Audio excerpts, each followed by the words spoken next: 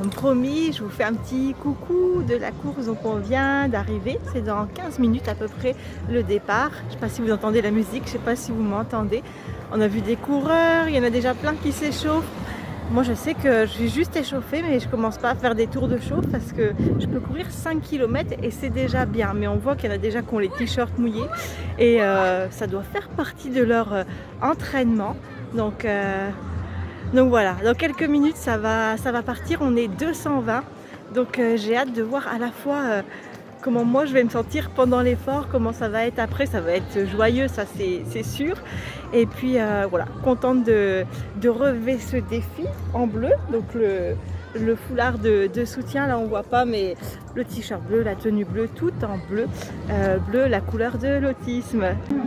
Voilà, je vous retrouve après cette course de 5 km, si vous pouvez entendre, il y a encore du monde qui court, il reste encore quelques participants sur les 220 qu'on était. Le classement, j'en sais rien, on verra. J'ai pas couru pour le classement, j'ai couru pour le faire. Vous savez pourquoi maintenant.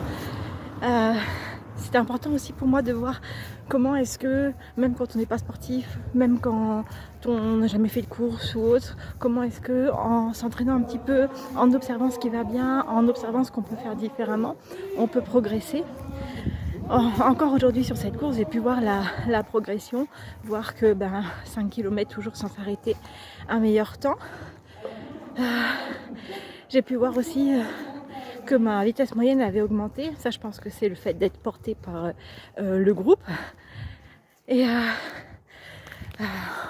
on voit que ceux qui étaient partis devant, à un moment peut-être qu'ils ralentissent et puis nous on continue d'avancer. Donc ça pour le mental c'est encourageant.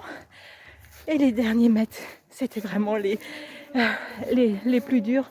Dans mon idée, il y avait le fait que peut-être les 200 derniers mètres, vraiment accélérer, garder une vitesse moyenne toute la course et puis accélérer les 200 derniers mètres. Puis au moment d'y arriver, j'ai bien vu que ce serait pas possible pour moi. J'ai plutôt légèrement ralenti et j'ai subi mes derniers mètres. Mais je suis arrivée et je suis encore un peu essoufflée. Mais au moins, je suis contente de l'avoir fait. Donc le classement, ce sera peut-être l'étape d'après. Je vous referai une vidéo où je vous afficherai, mettre un petit message pour vous dire. Alors voilà, donc si vous aussi vous avez des défis, vous pouvez trouver la force à l'intérieur pour aller les relever, comme tous ceux qui relèvent des défis au quotidien. Donc là, moi je pense évidemment à tous ceux qui vivent avec un autisme, mais ça peut être aussi avec une hypersensibilité, une hyperactivité ou toute autre chose. Donc comment est-ce qu'on peut aller puiser ces ressources à l'intérieur pour relever les défis que la vie met sur notre chemin. À très vite.